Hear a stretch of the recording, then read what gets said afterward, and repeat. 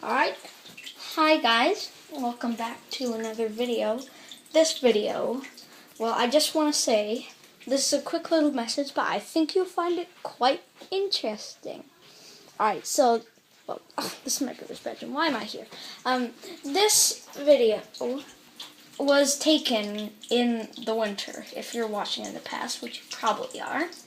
And in the winter, where I live, New York State, it is, well, yeah, you don't get many opportunities to film creatures. But on one hand, I'm going in a very special place for Christmas.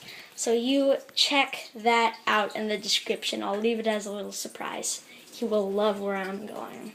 And I'll get to do so many more animals. But right now, I am filming these little guys. If you don't know what these are Firebelly toads. And where are you? Oh yes, there's another hiding under this waterfall. And Firebelly toads, if you ask me, they're the best pet amphibians, especially for the beginners. Really, the only downside to them is that they need to be fed. At least every other day. And if you touch them, they'll give you rashes. But you can wash your hands and they'll be taken care of. And one of the most important things is to give them live food. And I'm just getting some food, not for them, but for their live food. Because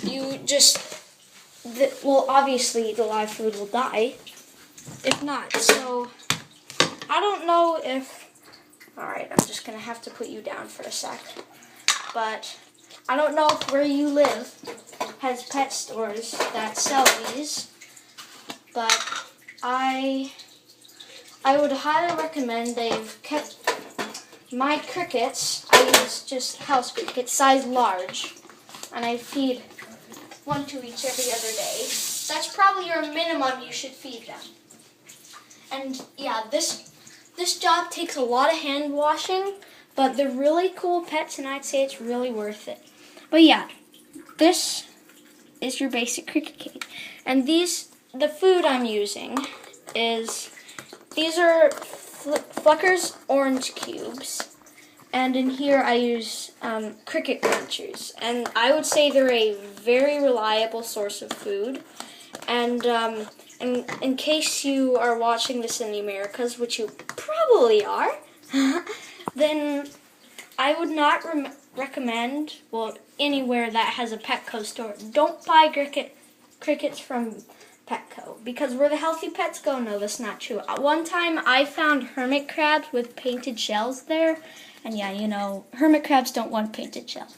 But anyway, these crickets, if you buy crickets from Petco, they're not really unhealthy or anything, but they chirp day and night and they drive you crazy.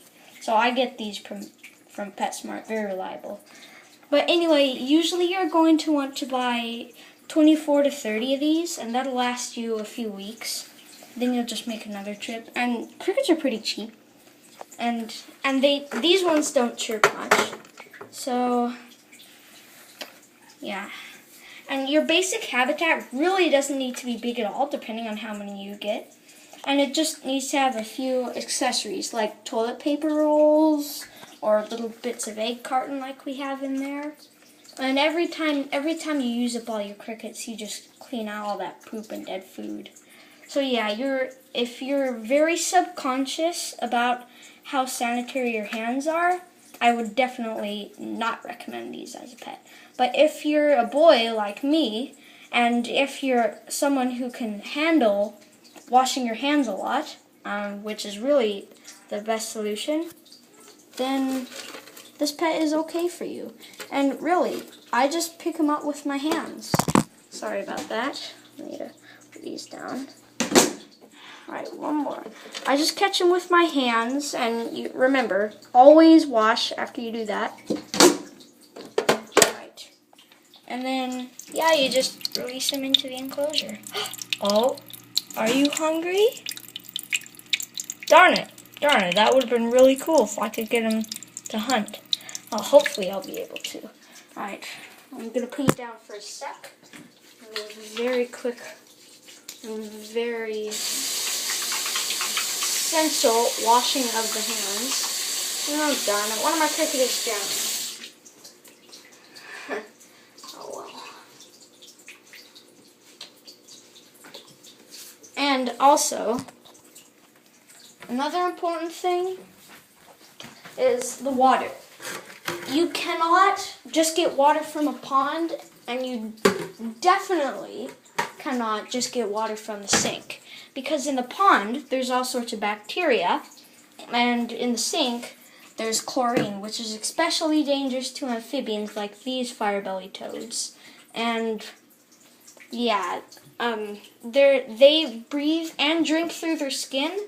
So if they drank any of that chlorine, which it kills the bad bacteria, but it kills the good bacteria too. So that's really bad for them, but we can tolerate it. You can also use fish water purifier or anything like that, but I use ReptiSafe.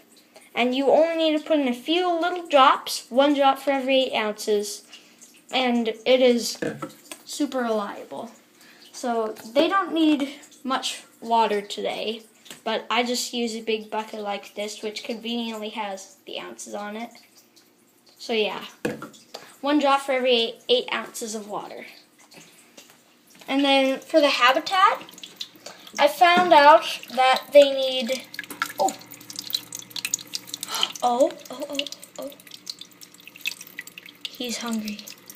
He's locked on to a canal. I can only see from up here. That's a bummer. No, he's not hungry. Terribly sorry about that. Springs, you gotta get hungry. Oh, yeah, Springs is his name. The other one is Camel. Yeah, they need 2 gallons. They need a 2-gallon cage per frog. And this cage is a 10-gallon cage, and I only have 2 frogs in here. So they're really happy they have 6 extra gallons.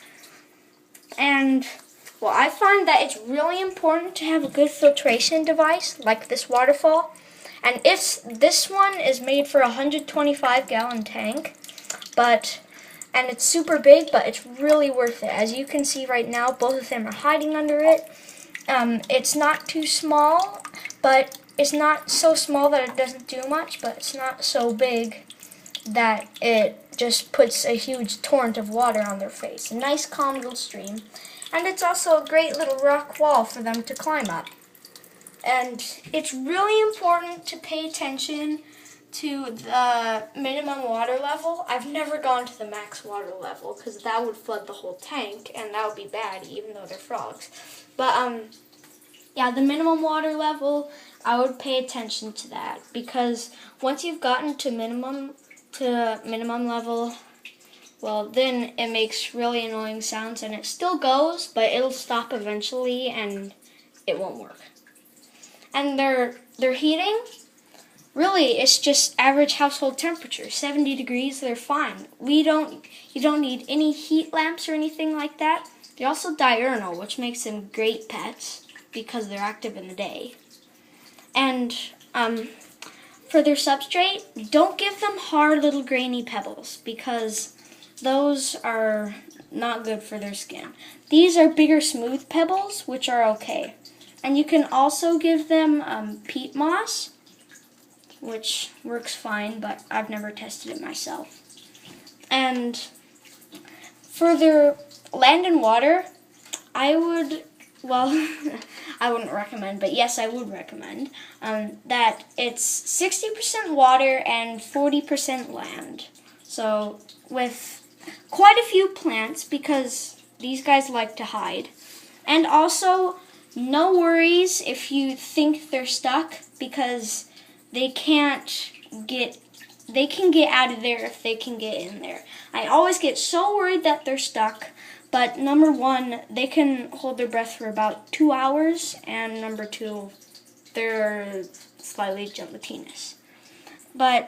And yeah, you can also have rocks in there, but those are really unnecessary. And you really don't need the filter, but it's really handy for a sensitive amphibian. And, oh my gosh, I gotta take the chance. Get hungry. Look, it's nice, tasty cricket springs. Springs.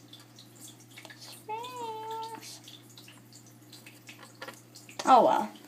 Well, anyway, I saw that at the time right now, I have a subscriber amount of 1. Yeah. And that 1 subscriber, whoever you are, I would love to know who you are and meet you. But sadly, my dad disables comments and stuff. But I hope you enjoy my videos, and I'm really thankful you hit that little subscribe button. So, yeah, just a shout out for you, whoever you are right now, my first subscriber. And thank you for watching.